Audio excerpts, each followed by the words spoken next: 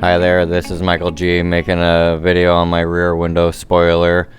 I rewired it after I put all the lights in to show how messy it was and how clean I made it. So I broke it up in the middle and I took the wires from one side to the other for brake, blinker, and marker lights and took it out on each side of the car. So that way there was enough room for the wiring to go down in through the trunk, because there's a lot of wire for 3 different sets of lighting.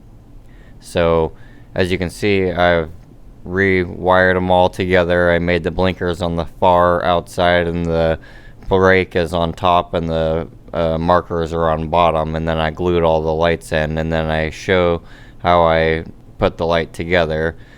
This is how the lights are at night with just the marker lights, and then it switches to brake light and it shows the brakes and marker lights all together, and then it turns on the blinkers and you can see the blinkers also in the top corners and on the bottom corners where the lights are all showing more of. This is my MadWrex.